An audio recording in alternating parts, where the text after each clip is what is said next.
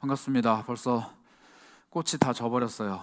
이제 슬슬 좀 따뜻해지는 걸 넘어서서 좀 더워지는 시기가 다가왔는데 여러분들의 삶이 또 한 주간 평안하셨는지 궁금하네요. 어떻게 지내셨는지 또 평안한지 제가 좀 궁금한 마음에 이번 주 지난주 이렇게 몇몇 청년들을 신방을 좀 했습니다. 이번에는 제가 마음이 좀 동해가지고 학교도 좀 찾아가고 직장도 좀 찾아가고 이렇게 원거리를 왔다 갔다 했어요. 그런데 제가 좀 흥미로운 걸 경험을 했는데 제가 강남 쪽에 이제 청년들 일하는 쪽에 갔다가 퇴근 시간대 이렇게 지하철을 타고 돌아오는 경험을 오랜만에 했습니다. 진짜 오랜만에. 제가 지하철도 오랜만에 탔는데 퇴근 시간대 대중교통을 진짜 오랜만에 타서 막 이렇게 낑겨가지고 이러고 오고 있는데 흥미로운 장면을 목격했어요. 옆에 있는 다른 많은 사람들이 이렇게 낑겨 있는 와중에도 핸드폰을 보더라고요. 여기까지는 뭐 익숙한 모습인데 예전에는 제가 이제 막 지하철 타고 왔다 갔다 했던 한 5년 전, 5년 더 된 것 같아요. 그 전에는 사람들이 막 쇼츠 보느라 정신이 없었는데 퇴근길 강남에서 출발하는 열차라 그런지 사람들이 꽤 많은 사람들이 주식을 보더라고요. 그 주식 막 이렇게 보면서 계속 뭘 이렇게 누르는데 전 주식을 이제 안 하다 보니까 뭐 보고 있는 것 같긴 한데 좀 암울하더라고. 다 파란색이더라고. 그래서 저 사람은 왜 보는 족족 다 파란색일까? 뭐 이런 생각을 했는데 또 다른 청년은 이제 용산에서 제가 점심을 같이 먹었어요. 그 용산에서 밥 먹으려고 딱 갔는데 직장인들이 막 엄청 많이 오는 맛집이었습니다. 옆에 앉은 그룹 테이블에 있는 그룹이 남자 아저씨들이었는데 앉자마자 하는 얘기가 그거더라고요. 야, 삼전 오늘 올랐다며 이러면서 이제 기분 좋게 대화를 시작하더라고요. 그래서 무슨 대화를 할까 이렇게 귀를 좀 기울였는데 그게 끝이었어요. 삼전 올랐다며 누구누구 기분 좋겠다 그러면서 밥 나오니까 남자들은 보통 그렇잖아요. 밥 나오면 대화를 안 하거든요. 밥만 막 먹더니 그냥 가는 거예요. 그래서 저 사람들은 점심시간에 하는 대화가 주식 얘기가 끝이구나 진짜 이런 생각을 좀 했는데 제가 주식이나 뭐 이런 것들을 전혀 안 하다 보니까 별로 사실 관심이 없는 분야이기는 한데 그래도 세상이 좀 어떻게 돌아가는가 보려고 뭐 이렇게 몇몇 기사들이나 유튜브나 이런 걸 좀 봤어요. 요즘 보고 있는데 흥미로운 분석을 좀 했더라고요. 한국에서 그리고 전 세계적으로 주식이 갑자기 왜 이렇게 올랐는가? 뭐 최근에 되게 올랐잖아요. 그래서 막 이재용 회장이 차 문을 열고 일단 묻지 말고 빨리 타! 막 이러다가 갑자기 떨어지니까 미안해! 막 이런 짤도 나올 정도로 막 올랐다가 내렸다가 막 하는데 이게 단순히 그냥 사람들의 투자 심리 때문이냐 혹은 뭐 지금 이란이 전쟁을 하다 보니까 그것 때문이냐 뭐 이렇게 이야기를 시작을 하다가 분석을 그렇게 하더라고요. AI가 발전을 하면서 모르겠어요. 이거 제 의견은 아니고 분석한 칼럼의 이야기니까 AI가 발전을 하면서 사람들이 자기의 직업이 근시간 안에 사라질 거라는 위협을 느끼고 있다. 이 시대가. 그런데 골드만삭스의 CEO는 3년이라고 얘기했다 그러더라고요. 3년 안에 상당히 많은 분야의 일자리가 사라질 것이고 젠슨 황, 그 치킨 좋아하는 아저씨 있잖아요. 그 사람은 5년 얘기했대요. 5년 안에 크게 흔들릴 거다. 뭐 이런 얘기를 이제 투자의 귀재들이 또 시대를 예측하는 사람들이 하다 보니까 사람들이 자기 일자리에 대한 부담감을 좀 많이 느낀다는 거죠. 그리고 또 하나 나타나는 현상이 자기가 벌고 있는 이 돈이라는 가치가 생각보다 급락하고 급등하는 이런 현상을 마주하면서 상대적으로 많이 오르는 자산인 금, 부동산, 주식 이런 거에 많이 관심을 가지는 시대가 됐다. 그러다 보니 사람들이 금이나 부동산처럼 실제로 사야 되고 오래 가지고 있어야 되는 자산보다는 금방 투자했다가 금방 이익을 볼 수 있는 주식에 사람들이 좀 쉽게 몰리는 증상, 현상이 나타났다. 뭐 이런 분석을 하더라고요. 이게 뭐 정확한 건지 사실 전 잘 몰라요. 경제학자도 아니고 그렇게 경제에 관심이 있는 사람도 아니고 심지어 주식을 하는 사람이 아니다 보니까 잘 모르겠는데 한 가지 확실한 것은 정말로 많은 젊은 사람들이 또 직장인들이 주식을 보고 있더라. 그리고 그 주식이 사람들의 이야기에 많이 오르락내리락하고 무엇보다도 AI와 그 AI가 담겨 있는 로봇들 어젠가요? 제가 간호사를 대체하는 로봇가 2,400만 원 때로 출시가 된대요. 간호사의 업무를 대체하는 로봇가. 근데 간호사의 업무를 대체하는 게 충격인 게 아니라 2,400만 원이라는 게 충격인 겁니다. 간호사 한 명의 연봉보다 적은 금액이래요. 그러다 보니까 이 로봇가 일을 잘하든 못하든 간에 어쨌든 사람이 로봇으로 대체되는 시대가 곧 다가온다라는 게 이제 그 기사의 요지더라고요. 다행인 거는 저는 대체가 안 될 것 같아요. 그렇죠? 여기에 로봇가 갑자기 오더니 오늘은 하나님 말씀입니다 하면서 막 얘기하면 여러분들이 그걸 경청하고 있을까? 나는 좀 그래도 안정적인 직종이다 라고 한숨을 쉬기에는 이 세상이 돌아가는 속도가 무시할 수 없고 또 그에서 오는 불안감이 사실 우리에게 다 있다는 거죠. 그러다 보니까 사람들이 이 사회 속에서 내가 도대체 어떤 존재일까에 대한 궁금증도 많이 있고 불안감들도 있는데 아까 제가 말씀드렸던 3년, 5년 안에 대체가 된다라고 말을 했던 그 칼럼 끝자락에 뭐라고 얘기했냐면은 사람은 이제 톱니바퀴다.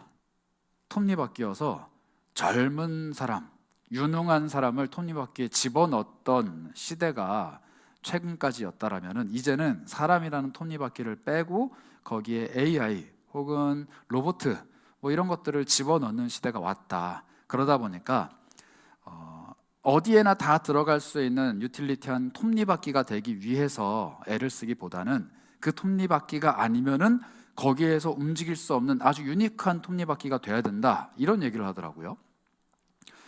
공감이 되기는 합니다. 사실 그렇잖아요. 누구나 그 일을 할 수 있으면 누구나 다 그 일을 할 수 있으면 자본주의 사회에서는 상대적으로 연봉이라는 게 낮아지죠. 왜냐하면 값싼 노동력을 쉽게 구할 수 있으니까. 그런데 그 사람이 아니고서는 해결 못하는 자리라면은 연봉이 높아지게 될 것이고 급여가 많아지게 되겠죠. 이건 자본주의의 논리이자 우리가 살아가는 삶의 방식이기 때문에 거부할 수 없는 현상입니다. 그렇기 때문에 내가 연봉을 높이고 나의 가치를 높이고 나의 효용성을 높이기 위해서 나는 유니크한 사람이 돼야 되는 것, 이게 우리가 살아가는 세상의 방식인데 오늘 우리가 읽은 말씀은 생각보다 우리가 살아가는 방식이랑 정반대의 이야기를 하는 것 같아요. 사실 하고 있습니다. 볼까요? 1절은 이렇게 이야기를 합니다. 무릇 멍에 아래에 있는 종들은 자기 상전들을 범사에 마땅히 공경할 자로 알지니. 이 말을 좀 쉽게 얘기하면 뭐냐면 이거예요. 그리스도인들 중에 노예가 당시에 로마 시대니까 노예가 있었는데 그 노예들한테 바울이 이렇게 얘기합니다. 너 종이잖아. 그러면은 너가 종이라는 현재 상황에 대해서 불만을 갖거나 혹은 다른 생각 품지 말고 너가 모시고 있는 주인을 잘 섬기고 공경해야 돼. 멍에 아래에 있는 종들은 그렇게 살아야 돼 라고 이야기를 하고 있는 겁니다. 여러분, 여기서 우리는 좀 질문을 던지게 되는데 일단 성경이 노예 제도에 대해서 긍정을 하는 건가?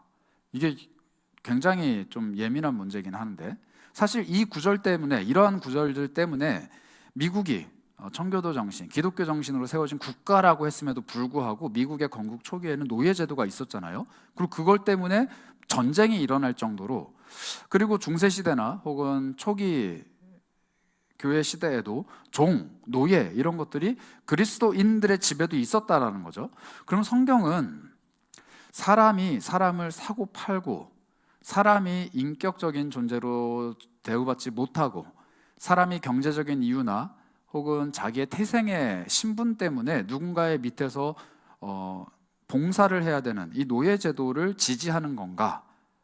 결론부터 말씀드리자면 그렇지 않다가 결론입니다. 사실 디모데전서 1장 10절을 보시면은 율법이 필요한 죄인들을 쭉 나열하면서 뭐라고 얘기하냐면 인신매매를 하는 사람들, 즉 노예를 사고 파는 사람들, 사람을 돈으로 사고 파는 사람들도 죄인이다 라고 명백하게 써놓습니다. 성경의 전체적인 이야기는 사람은 하나님의 형상을 담은 존귀한 존재이기 때문에 형제가 자매를 서로 사고 팔거나 자신의 수하에 부리거나 종으로 삼는 것을 거부하고 있는 게 성경의 가치관이에요. 그런데 왜 이것을 적어놨느냐?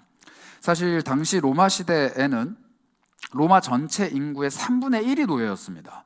이 전 세계에서 가장 큰 도시였다 보니까 전쟁에서 이기면은 그 전쟁에 포로로 잡아온 사람들을 노예로 막 삼았던 시대인데, 그 3분의 1이 노예로 구성이 되었고, 이 노예의 노동력으로 제국이 굴러간다라고 할 정도로 노예가 막강한 체제로 자리 잡고 있었어요. 그리고 이 노예가 학자들마다 좀 견해가 다르긴 한데, 최소 로마 제국 안에 6천만 명, 우리나라 인구만큼이죠. 6천만 명이 최소고, 많게는 2억 명까지 노예였을 것이다 라고 추정을 합니다.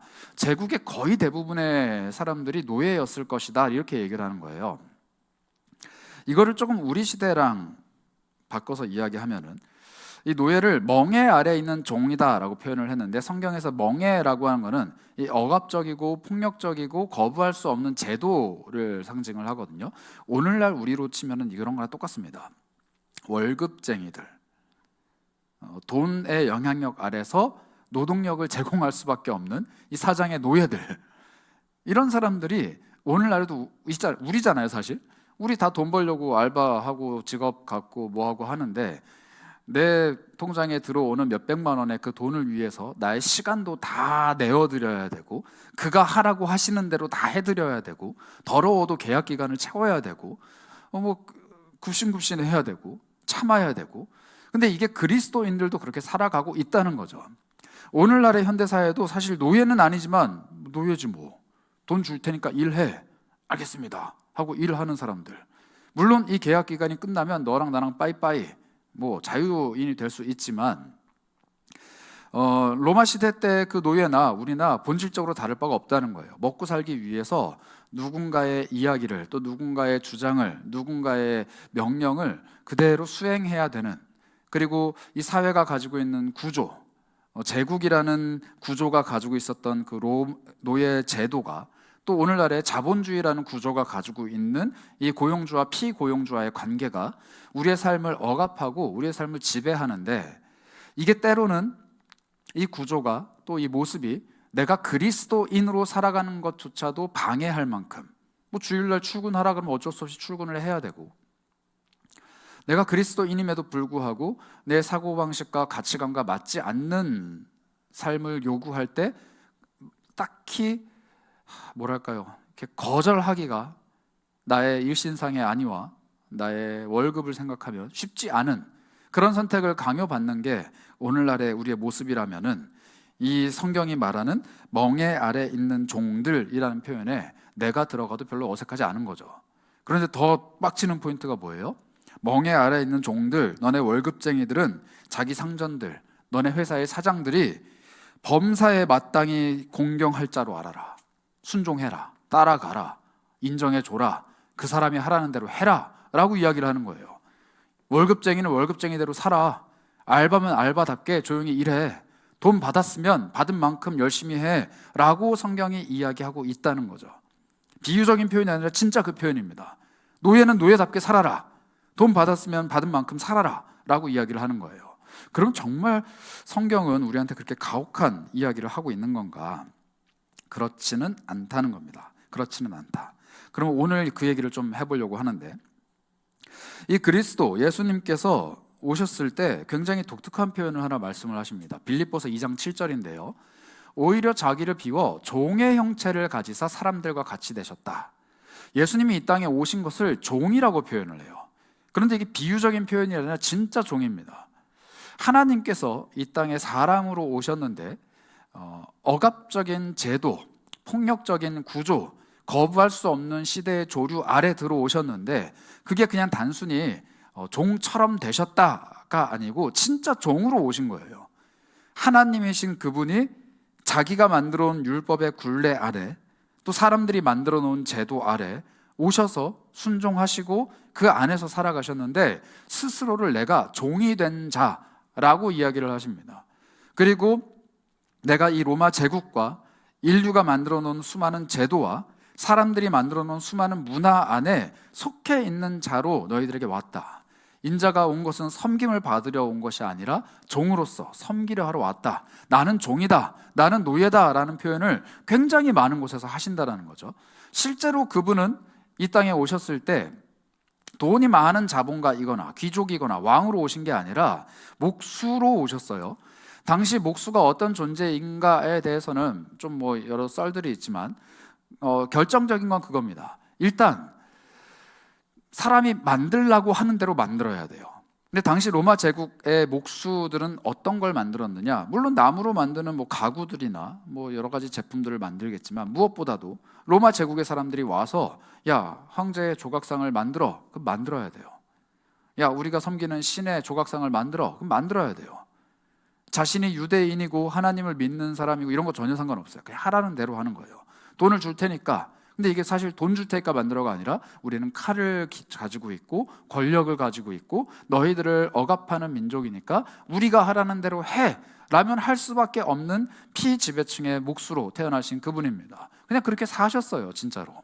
물론 예수님이 우상을 조각했는지 안 했는지는 모르지만 예수님조차도 누군가가 돈을 주고 이거 해줘라고 하면은 그 돈을 받고 그걸 해드렸던 목수로 살아가셨다는 거예요.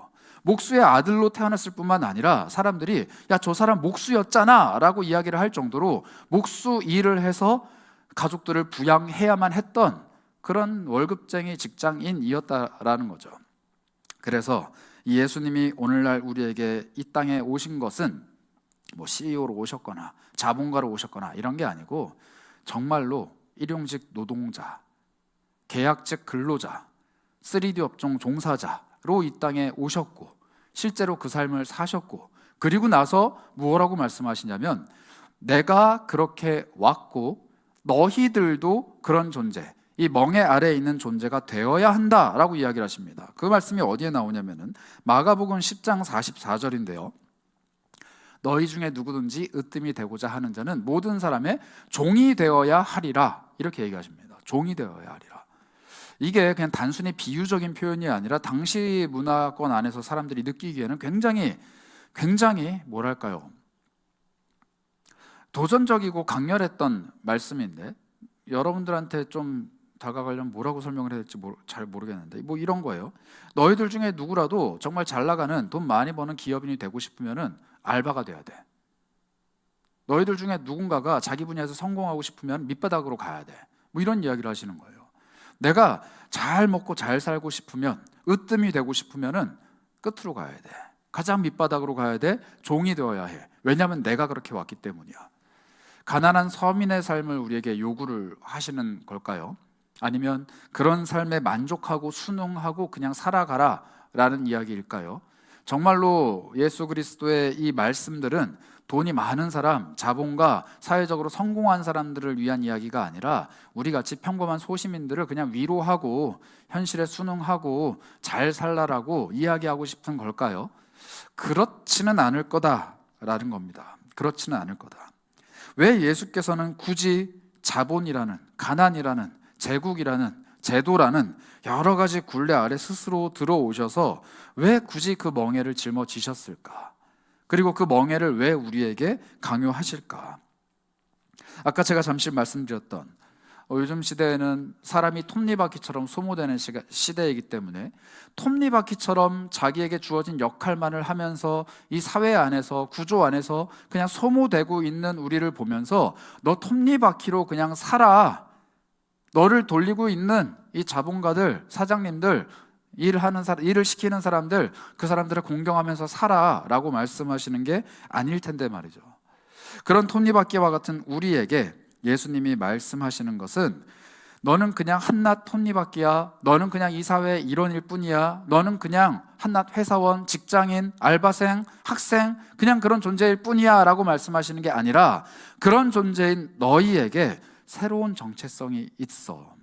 그것은 뭐냐면 너를 붙잡고 억압하고 너의 위에 군림하고 있는 이 제도라는 멍에 아래 있는 종, 조금 더 직설적으로 말씀드리자면 여러분들 어깨 위에 짊어지고 싶은 그 돈이라는, 이 돈이라는 제도 아래에 매여 있는 종이 아니라 하나님의 종, 하나님의 톱니바퀴가 돼야 돼 라고 우리의 정체성을 바꿔주신다는 겁니다. 그리스도인이 돼도 돈을 벌고 먹고 살아야 되는 현실은 똑같아요. 그런데 그리스도인이 되었을 때 너는 돈을 버는 톱니바퀴야가 아니라 돈을 버는 종이야가 아니라 하나님의 톱니바퀴, 하나님의 종이 되어서 새로운 본질적인 움직임을 가지고 와야 돼라고 우리에게 정체성의 변화를 주신다라는 거죠. 그 말씀을 오늘 이 디모데전서가 하고 있는 겁니다. 1절 끝자락에 보시면 이런 이야기가 나와요. 마땅히 공경할 자로 알아야 되는데 이는 하나님의 이름과 교훈으로 비방을 받지 않게 하려 함이라. 이 뒷부분이 중요합니다. 내가 현실이라는, 돈이라는 이 사회의 구조라는, 내가 살아가고 있는 이 사회의 시스템과 법칙이라는 거부할 수 없는 흐름 아래 놓여 있는 존재이지만 그냥 이 사회 속의 일원으로 살아가고 있는 하나 톱니바퀴에 불과하지만 내가 그 톱니바퀴로서 제대로 잘 살아가야 되는 이유는 나의 존재가, 또 나의 모습이 하나님의 이름, 하나님의 교훈을 전하는 일에 쓰임 받아야 되고, 그걸 잘 못하게 되면은 이 일이 가리워질 수 있기 때문에 잘 해야 된다라는 겁니다. 이 톱니바퀴가 사장이 거기에다 꽂아놓은, 혹은 나의 월급이 나에게 요구하는 그런 모습이 아니라 하나님께서 나에게 사회의 일원으로 혹은 내 자리의 일부로 나의 모습을 맞추어서 꽂아 놓으셨고, 나를 그 톱니바퀴로서 이 사회 안에서 사용하기 시작하실 때 하나님이 원하시는 것은 돈을 벌어들이는, 수익을 창출하는, 사람들을 먹여 살리는 존재가 아니라 하나님의 이름과 하나님의 교훈을 다른 사람들에게 전하는, 조금 더 쉽게 말하자면 나를 통해 복음이 조금씩 흘러가는 하나님의 톱니바퀴로 나를 그 자리에 두셨다라는 겁니다. 그리고 그 일을 위해서 나에게 그 자리, 그 모습, 그 나의 본질을 요구하시고 맡겨 놓으셨다라는 거죠. 이 정체성이 있을 때 우리는 허무해지지 않아요.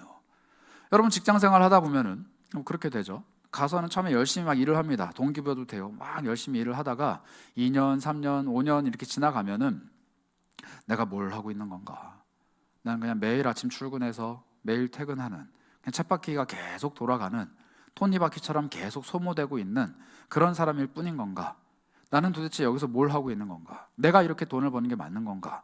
현타가 오고 이직을 고민하고, 이직을 해요?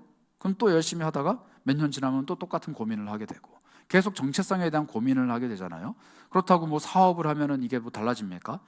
사장님이 돼서 아침에 일찍 출근하고 저녁 늦게 퇴근하고 매일매일 똑같은 일을 계속 하는데 내 사업이 커지고 발전하고 이러면 좋은데, 그렇게 돼도 여전히 돈을 벌기 위해서 아둥바둥 애쓰고 있는 나의 본질적인 존재 자체가 바뀌질 않다 보니까 모든 이들이 계속 고민을 하게 되죠. 이렇게 돈을 벌기 위해서 하는 나의 이 일들이 가치 있는 건가? 이 사회 안에서 한 사람으로서 살아남기 위해서 계속 애를 쓰고 있는 나의 삶이 정말로 유의미한 건가? 나는 어떤 존재인가를 끊임없이 고민하게 된다는 겁니다. 그럴 때 하나님이 우리에게 하시는 말씀, 너는 그냥 그 자리가 요구하는 대로 맞춰서 살아가는 톱니바퀴가 아니라 내가 너를 거기에 두었다, 내가 너를 거기에 두었다라는 그 정체성이 필요하다는 거죠. 그 정체성을 가지고 있는 사람들의 삶을 3절은 이렇게 표현을 해요. 그리스도의 말씀과 경건에 관한 교훈을 따르는 사람이라고 이야기합니다. 경건이라는 표현이 나오는데, 여러분 경건하다라고 하면은 우리가 흔히 그런 생각해요. 막 아침에 일어나면 막 기도하고, 잠자기 전에 막 기도하고, 매 순간순간마다 하나님 앞에 기도하고, 거룩한 삶을 살고, 죄도 안 짓고 나쁜 말도 안 하고, 생각하는 족족 하나님 같고, 막 이런 사람을 경건한 존재라고 우리가 보통 생각을 하는데, 여러분 종교적인 삶을 사는 것과 성경이 말하는 경건은 조금 다릅니다. 종교심이 투철해서 매 순간 종교적인 활동을 하는 종교적인 사람은 종교적인 사람인 거고, 성경이 말하는 경건이라는 건 뭐냐면은 나에게 맡겨진 직분과 자리와 내 삶을 하나님의 뜻대로 충실하게 살아내는 사람을 경건이라고 얘기를 해요. 너 하나님의 사람아, 너는 경건에 애를 쓰고 라고 했을 때 아침에 일어나면 기도 열심히 하고, 내가 하루를 살아가는 동안 하나님 말씀 지키려고 애를 쓰고 막 빡세게 살아가고, 맞아요, 다 맞는데 그게 그냥 내가 종교심이 투철한, 종교를 잘 쫓아가는 그런 존재가 되는 게 경건한 게 아니고, 하나님이 맡겨주신 삶의 자리를 제대로 잘 살아내는 게 경건하다는 거예요. 나에게 어떠한 직업이 주어졌으면 나에게 이러한 일들이 주어졌으면 그 일을 잘 해내는 게 경건한 겁니다. 나에게 사장님이 이걸 요구하면은 그걸 잘 해내는 게 경건한 거예요. 내가 오늘 알바로 출근을 했는데 나에게 일거리가 더 많이 쏟아졌어요. 그러면 거기에 최선을 다하는 게 경건한 거예요. 그리고 그 경건한 삶을 통해서 하나님께서 베풀어 주시는 여러 가지 소득이나 여러 가지 유익들을 누리는 게 경건한 삶입니다.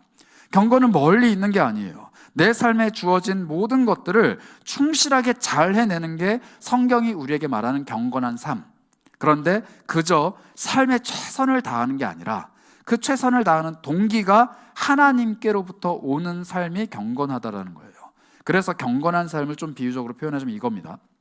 아까 제가 톱니바퀴를 말씀드렸는데 그냥 아무 생각 없이 나에게 주어진 자리에 톱니바퀴로 존재하는 사람은 허무할 거예요. 왜냐하면 내가 돌아가는 게 아니고 누군가가 계속 어디선가 막 돌리면은 내가 팽글팽글 돌아가거든요. 야근해 하면은 막 팽글팽글 야근하고, 너 업무가 많아 하면 막 일을 많이 해야 되고, 야 좀 쉬어 하면 멈춰야 되고, 퇴근하면 멈추고 출근하면 돌아가고. 이 돌아가는 주체가 내가 아니기 때문에 그냥 쳇바퀴랑 다를 바가 없어요. 쳇바퀴가 뭐예요? 그냥 혼자 계속 돌아요.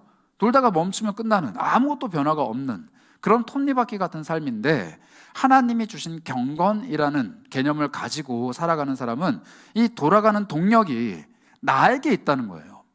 하나님이 나에게 출근을 명령하시기에 내가 회사를 가는 겁니다. 하나님이 나에게 근로를 명령하셨기에 내가 일을 하는 거예요. 하나님이 나에게 이 기간 동안 이 회사에서 최선을 다해 하나님의 이름을 위해 복음이 나를 통해 흘러가는 것을 명령하셨기 때문에 나는 그 회사, 그 자리, 그곳에서 최선을 다하는 겁니다.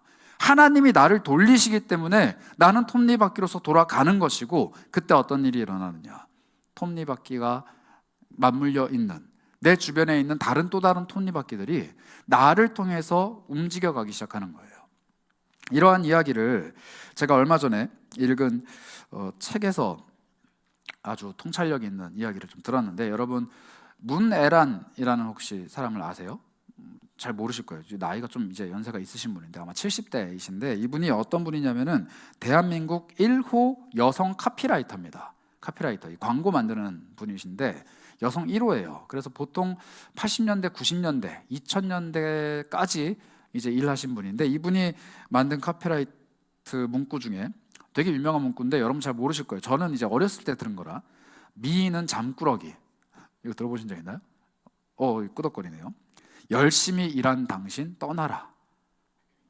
이게 이제 이분이 직접 만든 문구고, 이분이 여기서 대박을, 소위 말하는 대박을 막 치고 광고를 가지고 깐느까지 갔어요. 깐느 광고에서 은사자상까지 수상을 하는 어마어마한 업적을 남기고, 이분이 그 광고 회사를 차립니다. 그 광고 회사가 업계 1위가 됐어요. 1위의 대표이신 거예요. 그런데 이분이 어떤 고민을 했냐면은 출근하는 그리스도인들에게라는 책을 이제 쓰셨는데, 본인이 한참 잘 나갈 때 그런 고민을 했대요. 회사에서 일하는 게 너무 무가치하게 느껴진 거죠. 업계에서는 자기를 추앙을 하고 후배들은 자기를 멋진 선배라고 이야기하고, 내가 차린 회사가 업계 1위가 되어 있는데, 대한민국을 대표하는 광고 회사가 되었는데 너무 일하기가 싫었대요. 회사에서 가서 일을 하면은 이 일이 너무 싫고, 교회에 와서 일을 하면은 너무 좋았대요. 그래서 교회에서 하는 일은 선하고 좋은 일, 회사에 가면 하기 싫은 일, 이게 너무 막 자기 안에서 충돌을 하다 보니까 회사 일과 교회 일 사이에서 그분 표현으로 가랑이가 찢어지는 것 같았다, 이런 고통을 느꼈다고 합니다. 그래서 이분이 자기가 일구어 놓은 회사를 다른 대표한테 넘기고 소위 말하면 이제 그만둔 거죠. 은퇴를 해서 뭘 하기 시작했냐면은 컴패션을 하셨어요. 컴패션 풀타임 봉사자로.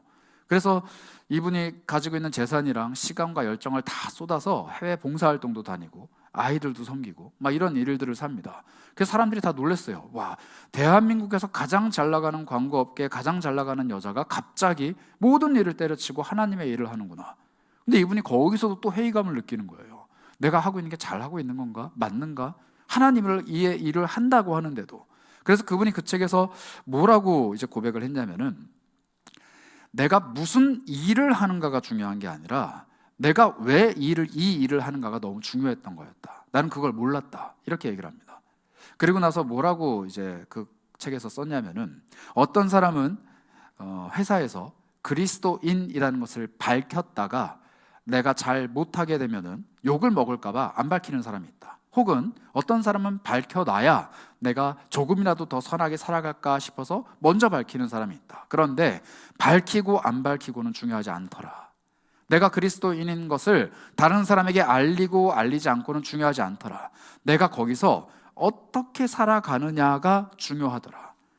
아침에 출근해서 책상 위에 성경책을 올려놓고 큐티하는 그 모습이 중요한 게 아니고, 옆에 있는 직원이 지쳐있을 때 가서 커피 한 잔 타주고, 격려하고, 그 사람을 위해서 나의 시간을 내어주고, 사무실에 쓰레기통이 꽉 차 있으면 누가 뭐라 하지 않아도 가서 비우고, 사람들이 야 쟤는 왜 저래? 왜 저런 삶을 사는 거야? 라는 질문을 듣게 되고, 그 질문 앞에서 나는 그리스도인이기 때문에 이런 행동을 해요 라고 답을 하게 되고, 이게 쌓이고 쌓여서 나의 회사 생활이 그리스도인으로서 살아가는 삶을 보여주는 삶이 되는 게 너무너무 중요하더라. 그리스도인인 것은 안 밝혀도 괜찮다. 내가 교회를 다니는 것을 밝히지 않아도 괜찮다. 그러나 그분이 하셨단 말이에요. 빛으로 사는 것을 포기해서는 안 된다. 빛으로 사는 것을 포기해서는 안 된다. 이거는 하나님께서 돌리시는 톱니바퀴가 이 회사 속에서, 또 사회 속에서, 공동체 속에서 어떻게 돌아가고 어떻게 빛을 내야 되는지를 표현해주는 문구인 것 같아요.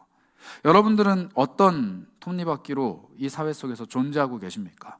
주변에서 하라는 대로 이렇게 돌아가 하면 돌아가고, 너 이렇게 움직여 하면 움직이고, 그걸 잘 해내서 많은 돈을 벌면은 만족하고, 그런 삶을 살고 계십니까? 아니면 주변에서 보기에는 그냥 톱니바퀴 이론으로 돌아가는 것 같지만, 하나님이 나를 돌리고 계시기에, 하나님이 나를 거기에 두셨기에 내가 그 자리에서 돌아가게 되고, 나의 그 움직임이 주변의 다른 수많은 톱니바퀴가 자기 정체성을 알지 못하고 자기의 존재 가치에 회의감을 느끼고 내가 여기 왜 있나 고민하고 있는 그 수많은 사람들에게 선한 빛이 되어서, 영향력이 되어서 나의 이 동력이 그들에게 전달이 되고 있습니까?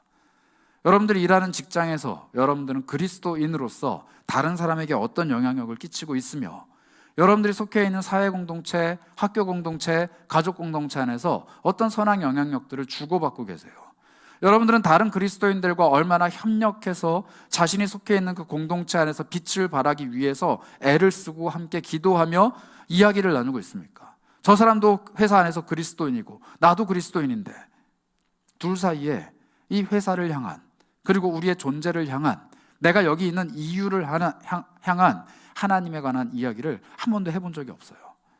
혹은 학교에서 그 친구와 내가 둘 다 크리스찬인 걸 뻔히 아는데 우리들의 삶은 다른 학생들과 전혀 다를 바 없는 삶을 살아가고 있어요. 그러면 여러분들과 여러분들의 삶은 그저 그 자리에서 주어진 시간만큼 움직이고 멈추는 톱니바퀴에 불과할 뿐일 것이고, 그 움직임은 반드시 언젠가는 회의감을 가져올 겁니다. 나는 왜 여기서 계속 돌고 있는가? 나는 왜 여기에 계속 꽂혀 있는가? 나는 이곳에서 지금 뭘 하고 있는가? 왜냐하면 내가 움직여 가야 되는 이유를 그 누구도 정확하게 설명해 주지 않기 때문이에요. 우리가 살아가고 있는 사회는 그것을 돈이 설명해 준다라고 얘기합니다. 노력한 만큼 벌어들이는 돈이, 너가 애쓴 만큼 주는 급여가, 너가 열심히 애를 쓴 만큼 너가 올려놓은 너의 연봉이 모든 걸 설명해 줄 거야. 그런데 벌어보면은 그 돈이 나의 존재 가치를 설명하지 못한다는 것을 경험하게 됩니다. 그리고 그 돈이 아니라 나를 이 자리, 이곳에서 이렇게 움직이게 만드는 그 무언가가 있어야 된다라는 마음이 분명히 들게 될 것이고, 우리는 그것을 하나님이라고 고백할 수 있지만 그 고백을 하지 못하는 수많은 사람들이 옆에 있거든요. 그들에게 그 고백을 전달할 수 있어야 된다는 거죠. 너는 왜 이렇게 회사 생활을 열심히 하는 거야? 너는 왜 이렇게 다른 사람이 보지 않는 곳에서도 마음을 지키는 거야? 너는 왜 이렇게 타인을 위한 삶을 살아가는 거야? 누군가가 질문했을 때 나는 그리스도인이기 때문에 그래. 맞지 않는 대답이죠. 그런데 그 대답이 계속 쌓이고 쌓이고 쌓여서 내 삶으로 보여지기 시작하면은 그 대답이 알맞은 대답이 된다는 거예요. 여러분, 로마 시대 때는 이런 일이 있었다고 합니다. 사람들이 이상한 행동을 하는 사람들을 보면 이렇게 얘기했대요. 쟤 이상해. 쟤 그리스도인인가 봐. 라는 표현들을 썼대요. 쟤 하는 짓이 너무 이상해. 그리스도인인가 봐. 우리가 살아가는 삶의 방식이랑 너무 달라. 그리스도인인가 봐. 쟤는 왜 저렇게 바보같이 열심히 사는 거야? 쟤는 왜 저렇게 바보같이 정직한 거야? 쟤는 왜 저렇게 바보같이 이타적인 거야? 쟤는 왜 저렇게 바보같이 계속 웃고 있는 거야? 쟤는 왜 저렇게 바보같이 저런 삶을 사는 거야? 라는 사람들의 질문 앞에 그리스도인이기 때문에 그래 라는 답변을 들어야 되는데, 요즘 우리가 듣는 답변은 뭡니까? 저 사람은 왜 저래? 기독교인이야. 혐오하고 피하게 되는 그런 사람들의 정체성이 되어버린 것은 아닌가. 여러분, 우리가 가지고 있는 이 그리스도인으로서의 삶이 다른 사람에게 보여지는 것, 이것을 성경은 경건이라고 이야기를 하고, 그 경건한 삶이 그리스도의 이름을 드러내는 삶이라고 합니다. 그래서 이 경건한 삶을 사람들은 두 가지 방식으로 대해요. 어떤 방식으로 대하냐면은, 오늘 우리가 읽은 성경 5절을 보시면 이런 표현이 나오는데, 마음이 부패하고 진리를 잃어버린 사람은 경건을 이익의 방도로 생각한다. 이건 무슨 말이냐면 이거예요. 내가 그리스도인으로서 살아가면은 나에게 무슨 유익이 있을까봐 사는 거예요.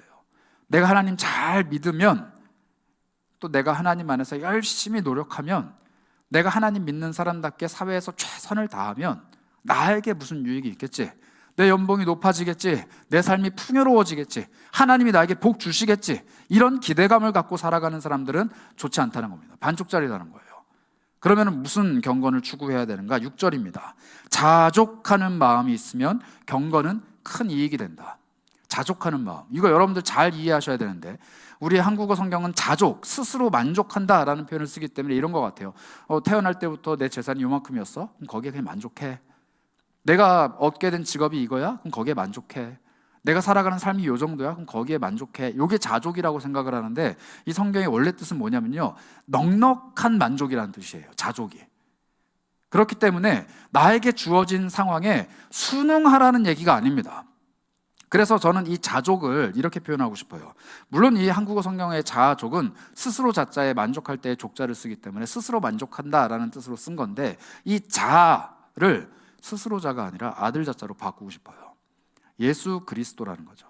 하나님의 아들 예수 그리스도가 내 삶의 중심축에 들어오셔서 나를 움직여 가실 때, 예수가 나를 사용하실 때, 내가 그 자리에 있는 것이 예수 때문에 거기 있는 것이고, 내가 이 사람들 앞에서 이런 행동을 하는 것이 예수께서 나에게 그렇게 하라고 말씀하셨기 때문에 내가 움직여가는 것이고, 내가 이런 삶을 살아가는 게 나의 형편이, 나의 꼬라지가, 나의 상황이 여기 급에만 머무르기 때문에 여기에 안주하는 것이 아니라 하나님이 지금 나에게 거기 있으라고 말씀하셨다라는 명확한 확신이 있기 때문에 예수로 인해서 만족하는 삶, 이게 자족이에요.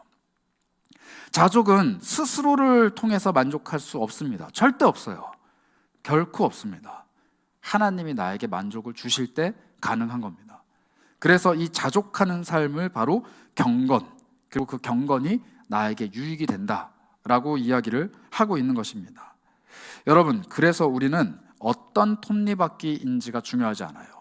어떤 직장에서, 어떤 학교에서, 어떤 성적과, 어떤 급여와, 어떠한 퀄리티와, 어떠한 능력으로 살아가고 있는가? 너의 톱니바퀴는 크냐, 작으냐, 너는 빨리 움직이냐, 천천히 움직이냐, 너는 중요한 부품이냐, 아니냐, 중요하지 않아요. 우리에게 중요한 건 뭐냐? 지금 톱니바퀴인 나를 누가 돌리고 있냐는 거예요. 돈을 주는 사장이 여러분들의 삶을 돌리고 있습니까? 아니면 하나님의 아들 예수 그리스도가 여러분들의 삶을 움직여가고 있습니까? 나에게 들어오는, 이 통장에 들어오는 급여가 아침에 출근하는 나의 무거운 발걸음을 움직이게 합니까? 아니면 나를 그 자리에 두신 예수 그리스도의 소명과 그분의 기대하시는 바가 오늘 나를 출근하게 합니까? 내가 입학한 그 학교가 요구하는 커리큘럼이 나를 출석하게 만듭니까? 아니면 하나님이 나에게 맡기신 학업의 자리가 나를 움직이게 합니까? 똑같이 움직여요. 똑같이 출근하고 똑같이 시간을 보내고 똑같이 집으로 돌아갑니다. 그러나 동력의 근원이 다른 사람은 그 움직임 자체가 다르다는 거예요. 여러분들은 어떤 톱니바퀴이십니까? 성경을 보면요, 이 자족이라는, 만족이라는 단어를 충만이라고 많이 표현을 해요. 충만. 여러분, 이 성경을 앱 같은 거에서 충만 이렇게 검색을 하잖아요. 그러면 사람이 충만해지는, 넉넉해지는, 이렇게 풍요로워지는 게 거의 두 개로 귀결이 됩니다. 두 가지만 이야기를 해요. 그 두 가지가 뭐냐면, 하나는 우리가 너무 잘 아는 성령 충만이에요. 하나님이 내 안에 충만한 것. 하나님이 충만하다고 할 때 이 충만이라는 단어를 많이 쓰는데, 또 하나가 뭐냐면 의외로 기쁨이라는 단어를 씁니다. 기쁨이 내 안에 충만하다. 이게 그리스도인의 정체성인데, 내가 어디에 박혀있는 톱니바퀴든지 간에 예수께서 나를 움직여가기 시작하시고 내 삶이 예수 그리스도로 인해서 충만해지기 시작하면 나타나는 증상이 기쁨이라는 거예요. 여러분, 회사를 가고 학교를 가고 사람들을 만나고 삶을 살아가는데 기쁨이 충만한 상태이면 나를 예수가 움직이고 계시는 거예요. 내가 열심히 뭔가를 하는데 기쁨이 없고 고민이 되고 염려가 되고 회의감이 찾아오고 뭘 해야 될지 모르는 그런 상태라면은 지금 내 삶을 예수께서 돌리고 계시지 않은 겁니다.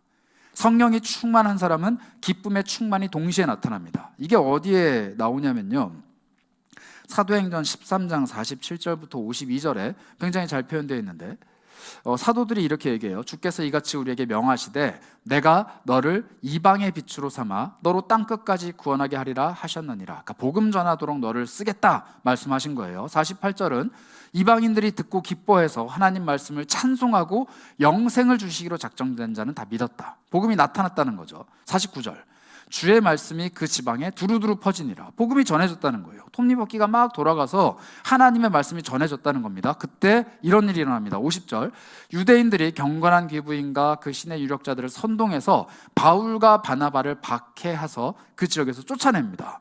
51절, 두 사람이 그들을 향하여 발에 티끌을 떨어버리고 이고니온으로 가거들. 52절 중요해요. 제자들은, 바울과 바나바는 기쁨과 성령이 충만했다, 이렇게 얘기합니다. 톱니바퀴가 지금 빠졌잖아요. 하나님이 여기서 사용하려고 넣어 놓으셨거든요. 거기서 복음을 막 전했거든요. 그런데 사람들이 거부해서 하나님이 두셨던 그 톱니바퀴가 빠졌잖아요. 지금 할 일을 잃어버린 거예요. 쫓겨났거든요. 그런데도 불구하고 그 안에 성령이 충만했고 기쁨이 충만했다는 겁니다. 좀 극단적으로 말씀드려볼까요? 하나님이 나에게 주신 직장인 줄 알았는데 퇴직을 권고당해서 퇴사했어요. 그래도 내 안에 성령이 충만하고 기쁨이 충만할 수 있는 이유, 내 삶의 목표로 했던 바가, 추구했던 바가 좀 어긋나서 취소가 되거나 캔슬이 되거나 내가 그걸 포기해야 될 때가 있어요. 그럼에도 불구하고 내 안에 성령이 충만하고 기쁨이 충만할 수 있는 이유, 내가 꿈꾸던 삶, 내가 살아가고 있던 삶이 무언가 멈추고 새로운 것들을 시작해야 되는데도 불구하고 불안감이나 염려나 내가 무언가를 해야 된다라는 두려움이 나를 엄습하는 게 아니라 성령과 기쁨이 충만할 수 있는 이유는, 나를 그 자리에 톱니바퀴로 두신 하나님이 나를 빼셨을 때는 또 다른 자리에서 나를 사용하시고 나를 움직여 가시고 나를 통해서 하나님의 이름을, 하나님의 교훈을 널리 펼치시기로 작정하신 분이 계시다라는 그 만족감과 안정감 때문입니다. 여러분들이 평생 살아가는 동안에 이러한 충만 느끼셨으면 좋겠어요. 성령이 충만하고 기쁨이 충만한 삶, 내가 어디에서 어떤 정체성으로 무엇을 하든지 내가 있는 그 자리, 내가 속해 있는 그 그룹, 내가 놓여 있는 그 억압적인 상황이 나를 움켜쥐었다가 놓았다가 나를 이리저리 가게 하는 것이 아니라 나를 그 자리에 두신 하나님이 나를 통해서 무언가 하실 것이라는 그 소명이, 나를 거기에 두신 하나님이 나를 움직여서 거기에서 새로운 움직임을 만들어내시고 그저 톱니바퀴 같이 여기저기 흩어져 있는 수많은 사람들에게 하나님의 기쁨이라는 것을 나를 통해서 흘려보내시라는 확신이 나를 움직이게 만드는, 내가 어디에 발을 딛고 있든지 하나님이 주시는 그 놀라운 소명이 나를 기쁨으로 충만하게 만드는 그 놀라운 역사가 여러분들의 삶에 넘쳐나셨으면 좋겠습니다. 여러분들 어디에 있든지 하나님께 쓰임받는 사람은 기뻐요. 충만합니다. 성령이 그와 함께하는 사람은 하나님께서 반드시 그를 통해 무언가를 하시기 때문에 기뻐할 수 있다는 겁니다. 그 기쁨이 그리스도인의 무기이자 그 기쁨이 우리가 세상 가운데 펼쳐 보여주어야 하는 복음의 증거라는 거예요. 그래서 오늘 여러분들한테 공동체 모임을 할 때 제가 좀 결심을 해보라 라고 하는 카드를 하나 드렸습니다. 오늘 여러분들 주보 안에 아마 그 카드가 있을 건데, 뭐 쉽게 말하면은 전도할 사람 결심해 보라는 거예요. 그런데 오늘은 좀 다릅니다. 지금까지는 그래 전도해야지, 복음 전해야지. 그럼 누구한테 전할까? 가장 소중한 사람, 또 복음을 전하면 좀 들을 법한 사람, 교회 가자고 하면은 갈 가능성이 좀 있는 사람을 우리가 헤아렸다라면은 오늘은 좀 달라요. 오늘은 뭐가 다르냐? 여러분 한번 고민해 보세요. 내가 지금 톱니바퀴처럼 돌아가고 있는 그 공동체, 그 곳, 그 상황 속에서 주변을 돌아봤는데 나랑 똑같이 돌아가고 있는데 나는 하나님이라는 나의 동력을 갖고 있지만 그는 그 동력이 없어서 고민하고 기뻐할 줄 모르고 그렇게 살아가고 있는 다른 사람들이 보인다면은 그 사람을 한번 품어보세요. 하나님, 내가 이 회사에서 1년, 2년, 5년, 10년 언제까지 일할지 모르겠지만 내가 일하는 그동안에 그 사람을 나의 회사의 동료로 옆에 붙여주셨고 내가 돌아가는 만큼 그도 돌아가도록 톱니바퀴가 맞물리도록 가까이 두셨는데 그냥 회사의 업무가 우리에게 주는 급여가 우리를 돌리다가 때가 되면은 각각 흩어지는 그런 톱니바퀴가 아니라 하나님이 나를 움직여 가신다라는 사실을 그가 깨닫게 하시고 나를 통해 하나님이 주시는 그 기쁨이 그에게 흘러가는 선한 영향력, 선한 동력의 전달이 나를 통해 일어났으면 합니다. 나에게 주어진 수많은 공동체, 나에게 주어진 수많은 만남들 중에서 내가 그렇게 기쁨의 영향력을 끼쳐야 되는 사람들을 한번 고민해 보시라는 거예요. 새로운 사람들이 눈에 들어올 수 있습니다. 무엇보다도 정말 전하기 어려운 사람일 수도 있어요. 아마 그 얘기를 못할 수도 있습니다. 교회 가보실래요? 예수님 믿어보실래요? 못하실 수도 있어요. 그걸 논하자는 게 아니에요. 여러분들의 삶이 정말로 한 명의 톱니바퀴로서, 그러나 하나님께서 움직여 가시는 하나님의 톱니바퀴로서 그 사람의 삶을 돌려낼 수 있는가 스스로 고민하고 기도하고 선한 영향력을 끼쳐보자는 겁니다. 그래서 여러분들 오늘 꼭 한번 한 영혼을 품어보시고 나는 좀 더 많이 품을 건데 그러면 뒷면에 여백이 있거든요. 거기다가 이렇게 적으셔도 됩니다. 여러분 한번 결심해 보시고 고민해 보시고 기도해 보셨으면 좋겠어요. 여러분 성경에 혹시 낙헌제라는 단어가 있는 거 아십니까? 낙헌제. 레위기에 나오는 5대 제사 중에 하나는 아니에요. 낙헌제. 성경에 한 3군데 정도 등장을 하는데 낙헌제라는 제사의 이름의 뜻은 자발적으로 드리는 제사다라는 뜻입니다. 이게 뭐냐면요, 다른 제사들은 죄를 지었을 때 하나님께 용서를 구하려고 드리는 제사가 있고 감사한 일이 있었을 때 하나님께 드리는 제사가 있고 뭐 이렇게 목적이 있어요. 나 좀 용서해 주세요. 하나님 이거 감사합니다. 하나님 요거는 요렇습니다 라고 뭔가 목적이 있는 제사들인데 낙헌제는 아무 목적이 없어요. 그냥 기쁘고 그냥 감사해서 하나님께 제사 드리는 거예요. 여러분 우리의 일상이 낙헌제가 되어야 됩니다. 내가 죄를 지어서 그 죄를 참회하고자 예배에 참석하고 나에게 주신 은혜가 너무 감격스러워서 헌금 드리고 나에게 무언가를 해주시기를 바라는 마음으로 기도하고 이런 목적이 있는 것도 물론 하나님이 받으셔요. 그런데 우리의 삶이 하나님께서 베풀어 주시는 기쁨이 충만해지고 감사가 넘쳐 흐르기 시작하면은 우리의 모든 일상의 예배들이 낙헌제가 된다는 거예요. 하나님이 내 인생에 뭘 안 해주셔도 그냥 감사해요. 평범한 나의 일상이 반복이 되는데도 불구하고 오늘 하루가 너무 감사한 거예요. 옆에서 보기에는 그냥 아침에 일어나서 학교 갔다 온 것뿐이에요. 누가 보면은 그냥 일어나서 출근했다가 온 것뿐이에요. 하루 종일 업무를 했어요. 그냥 매일매일 똑같은 삶을 살았어요. 그런데 하나님이 나를 움직여 가시는 사람은 똑같은 일상 속에서도 하나님이 나에게 움직여 가시게 하는 그 원동력과 또 내가 움직였을 때 타인이 받게 되는 그 기쁨의 흐름을 발견해내게 되고 그게 내 일상의 예배로 나의 기쁨의 낙헌제로 하나님께 드려진다는 거예요. 다른 사람들이 볼 때는 야, 너 감사할 게 없는데 왜 하나님 앞에 그렇게 기뻐하면서 예배하는 거야? 너 그렇게 하나님 앞에 뭐 받은 것도 없는데 왜 이렇게 즐거워하면서 하나님을 좋아하는 거야? 너는 왜 낙헌제를 드리는 거야? 라고 물어보겠지만 우리는 낙헌제 아니야. 하나님 주신 게 너무 많아. 너가 보기에는 평범한 일상이겠지만 나는 경험하는 은혜가 너무 많아. 하나님께서 나에게 이만큼을 주셨기 때문에 나는 드리는 거야 라고 고백할 수 있는 여러분들의 삶이 되시길 축복을 합니다. 그래서 오늘 여러분들 그런 기도를 좀 하나님께 올려드렸으면 좋겠어요. 여러분들 정말 하나님 앞에서 기뻐하며 살아가고 계십니까? 아침에 눈을 뜨고 학교를 가고 일하러 가고 하루를 살아내는, 해야 될 일을 하는 그 수많은 시간들이 기쁘세요? 오늘 예배 오는 발걸음이 기쁘셨습니까? 기쁨이 사라졌다라는 것, 내 안에 하나님 주시는 기쁨이 충만하지 않다는 것은 이미 나의 그 움직임, 나의 그 발걸음이 하나님께서 움직여 가시는 발걸음이 아니라 나의 일상이 그냥 나를 끌고 가는 발걸음이라는 거예요. 때가 됐으니 출근해야 되고, 알람이 울리니 학교를 가야 되고, 주일이 됐으니 교회는 참석해야겠고, 그냥 흘러가는 그 일상이 나를 몰아붙이니까 그냥 가는 겁니다. 기쁨이 있을 리가 없죠. 그러나 하나님께서 나를 움직여 가시는 일상이 되기 시작하면 기쁨이 반드시 충만해집니다. 그 충만은 성령의 충만으로 내 삶에 나타납니다. 그리고 그것을 경건한 삶이라, 하나님께서 원하시는 삶이라 성경은 이야기를 합니다. 그리고 그 삶은 반드시 나와 맞닿아 있는 다른 사람들에게 하나님을 전하는 삶이 될 수밖에 없습니다.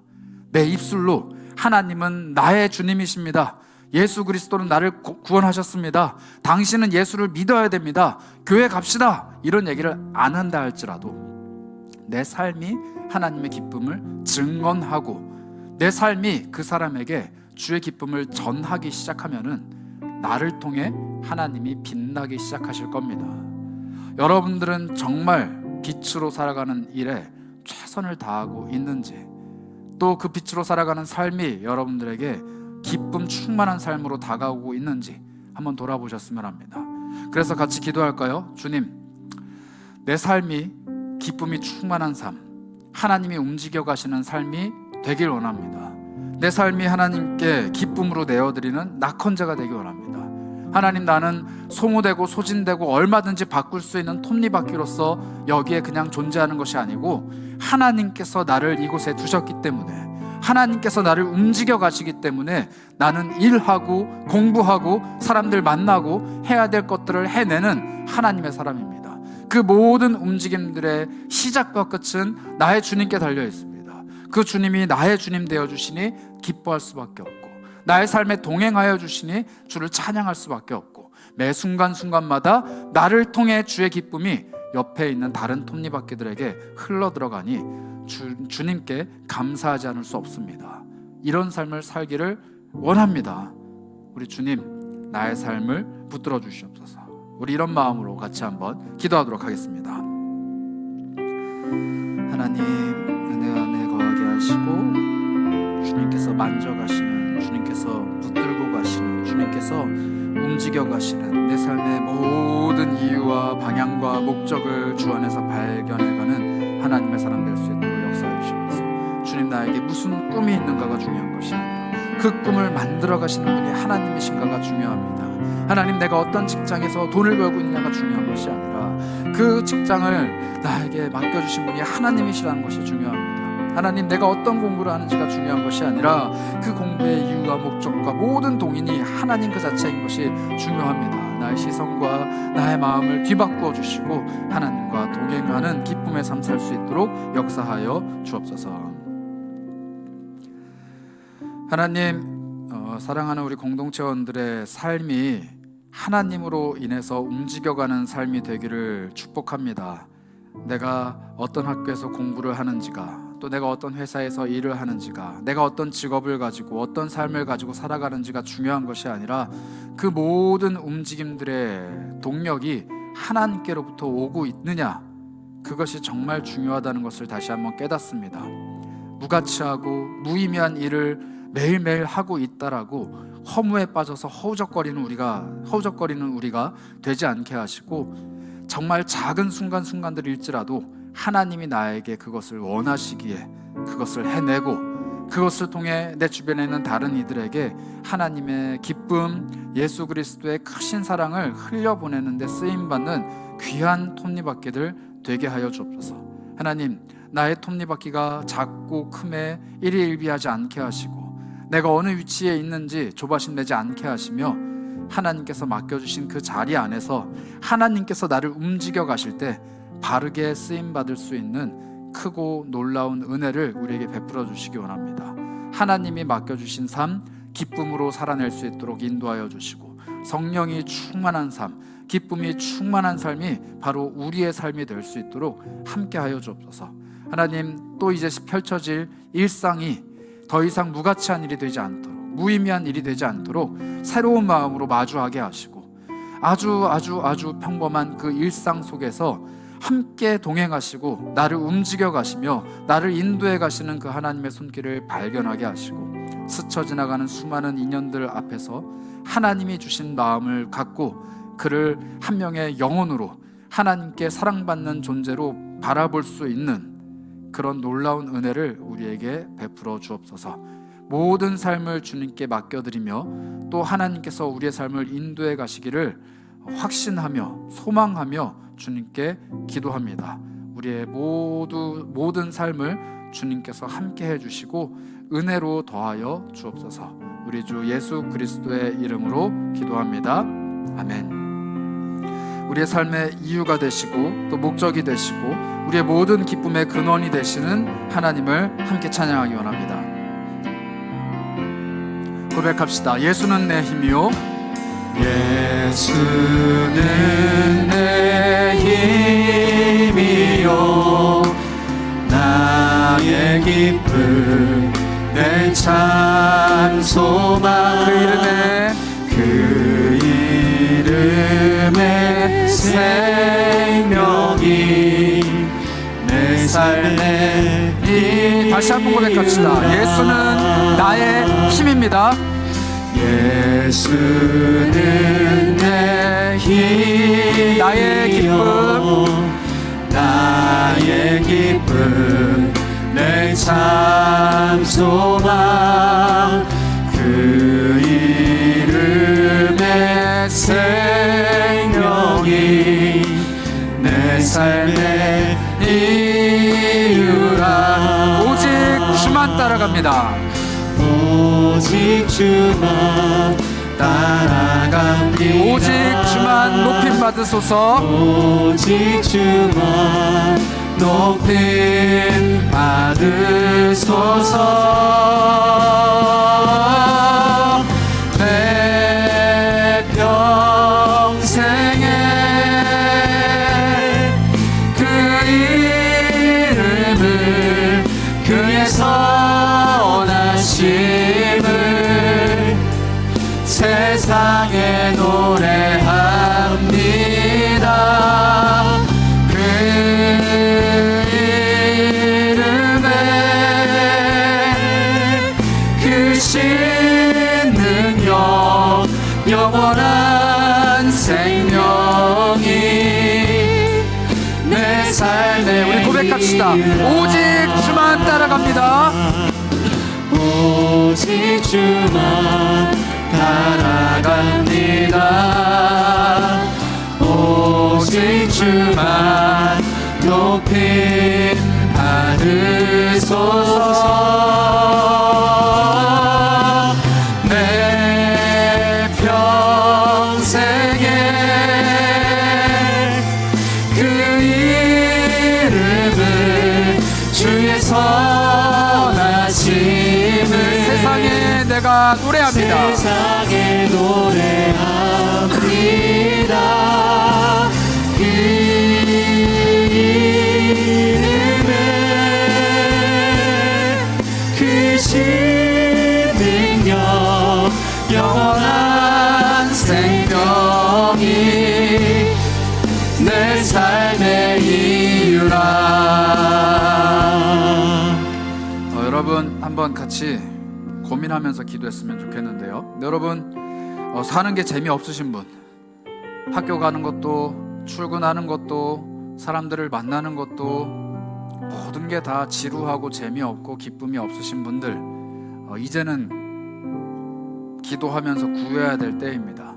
내 삶을 움직여 가시는 분이 하나님이시기를, 내가 출근하고 등교하고 공부하고 일하고 하는 모든 일들의 동력, 동인, 그 움직임의 시작점이 나의 주 하나님이시기를 구해야 됩니다. 하나님이 아닌 나 스스로 나의 자족을 위해서 일하는 것은 결국 지치기 마련이고 재미가 사라지기 마련이고 기쁨이 소진되기 마련입니다. 그러나 진정한 자족, 예수 그리스도 그 하나님의 아들로 인해서 오는 그 만족을 내가 누리기 시작하면 나의 모든 삶이 하나님께서 베풀어 주시는 기쁨으로 충만해진다라고 약속을 하십니다. 그래서 한번 기도할까요? 하나님, 내가 어느 순간 기쁨을 잃어버렸고 어느 순간 하나님의 자녀로 살아가는 것이 재미없어졌고 하나님께서 나에게 주셨다라고 고백했던 그 학교가, 그 직장이, 그 관계가, 그 삶이 어느 순간 은혜가 다 소진되어 버린 평범한 일상이 되어버렸습니다.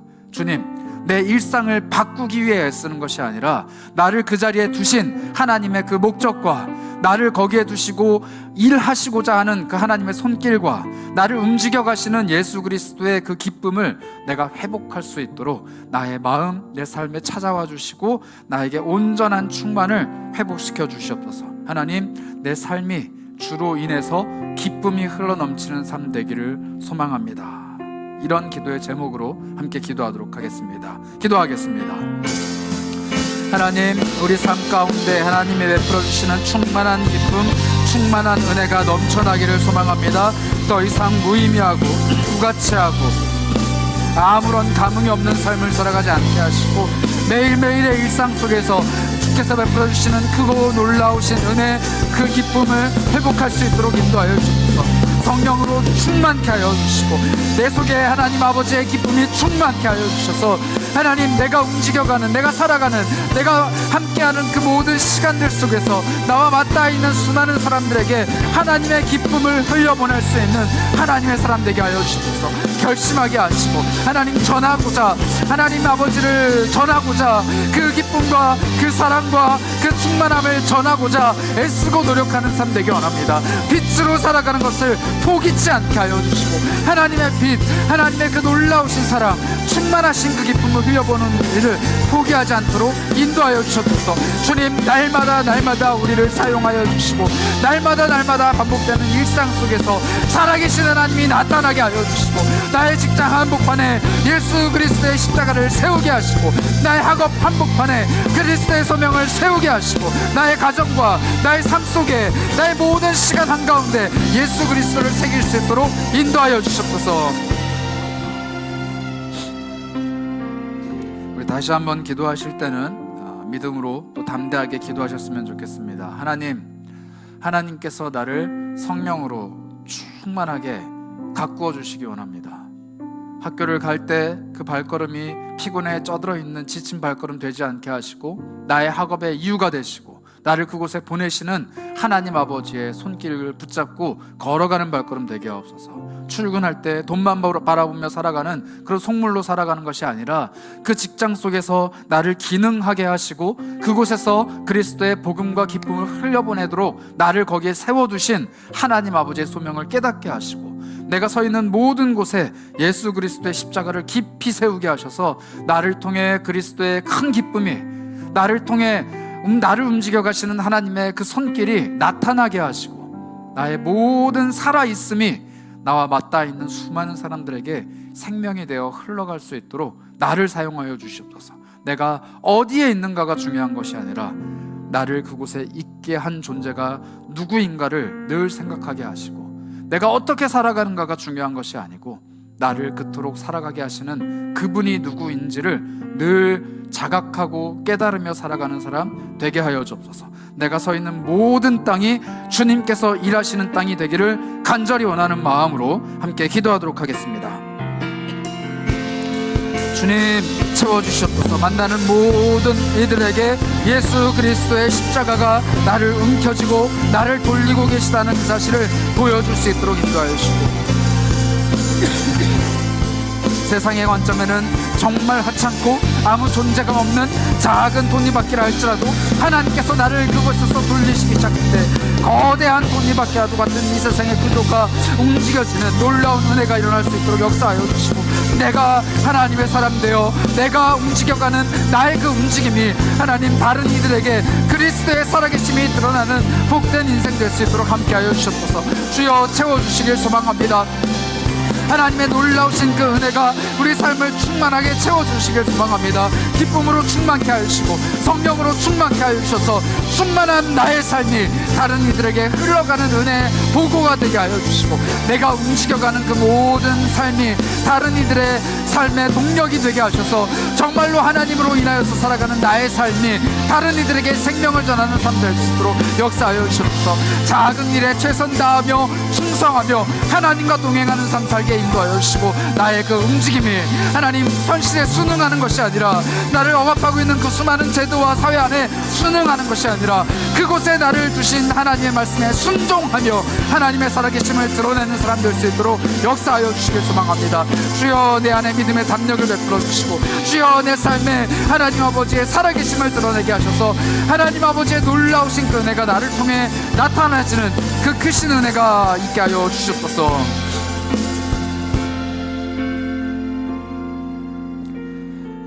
하나님, 멍에를 어깨에 짊어진 종처럼 이 세상의 수많은 제도들과 나를 억압하고 있는 수많은 구조들과 내가 감당해야 되는 나의 삶과 벌어야만 하는 그 돈과 맺어야만 하는 그 관계가 나를 짓누르고 있습니다. 그러나 주님, 내 멍에가 내가 짊어진 것이 아닌 예수께서 나의 어깨 위에 지워주신 예수의 멍에가 되기를 원합니다. 수고하고 무거운 모든 짐진자들이 예수 그리스도 앞에 짐을 내려놓고 예수의 쉽고 가벼운 멍에를 짊어지는 것처럼 내 삶 또한 하나님께서 맡겨주신 나의 멍에가 되어 살아가는 은혜가 있기를 소망합니다. 어디를 가든지 무엇을 하든지 누구 앞에 서 있든지 하나님 존재감 없이 초라한 그저 누구나 할 수 있는 그런 작은 톱니바퀴로서 존재하는 것이 아니라 하나님께서 그 작은 톱니바퀴를 움직여 가시고 크고 거대한 톱니바퀴들에게 하나님의 영향력을 흘려보낼 수 있는 하나님의 사람으로 굳건하게 서기를 소망합니다.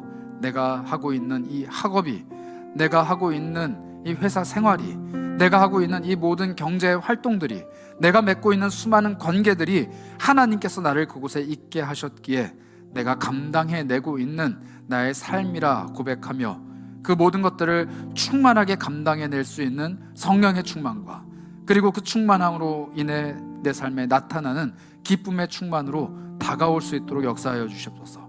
너는 왜 그렇게 기뻐하느냐? 라는 질문 앞에 예수 그리스도를 답하게 하시고 너는 왜 그렇게 살아가느냐? 라는 질문 앞에 하나님의 소명을 답하게 하시고 너는 왜 그런 존재냐? 라는 질문 앞에 우리 하나님의 자녀로서의 정체성을 바르게 보여줄 수 있는 우리 모두가 되기를 원합니다.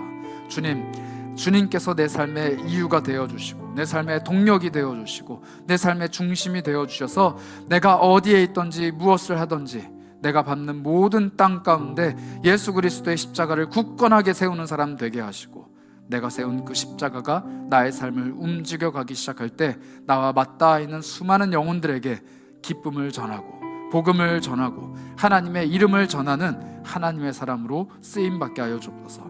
하나님, 우리 사랑하는 청년들의 삶의 발걸음마다 주님께서 동행하여 주시고 삶의 모든 순간순간들마다 삶의 모든 변곡점마다 주님께서 함께하여 주셔서 가장 합당한 곳에 쓰임받도록 주님께서 바른 곳에 세워주시길 원합니다. 주님께서 세워주신 그곳에서 하나님의 사람으로 의연하게 또 올곧게 서서 하나님의 모든 사랑하심과 자비하심과 기뻐하심을 세상 가운데 밝히 드러내는 사람 되게 하시고 빛으로 빛나는 것을 결코 포기하지 않는 하나님의 사람들 되게 하여 주옵소서.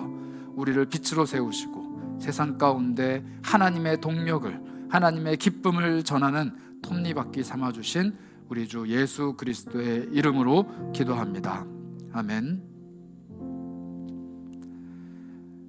지금은 우리를 구원하시기 위해 스스로 종의 멍에를 짊어지시고 이 땅 가운데 오신 우리 주 예수 그리스도의 한이 없으신 은혜와 우리를 사랑하셔서 세상 가운데 톱니바퀴 삼아주시고 무한하고 충만한 기쁨을 부어주시며 그 기쁨을 세상 가운데 흘려보내기로 작정하신 하나님의 크신 사랑과 이제는 나와 맞닿아 있는 모든 이들에게 하나님의 충만을 전하도록 나를 사용하여 주시는 성령 하나님의 교통하심이 이제는 하나님의 톱니바퀴로 세상 가운데 기능하고 기쁨을 전하는 사람들로 살아가기로 결단하며 고개 숙인 사랑하는 지체들을 머리 위에 지금부터 영원까지 항상 함께 있을지어다.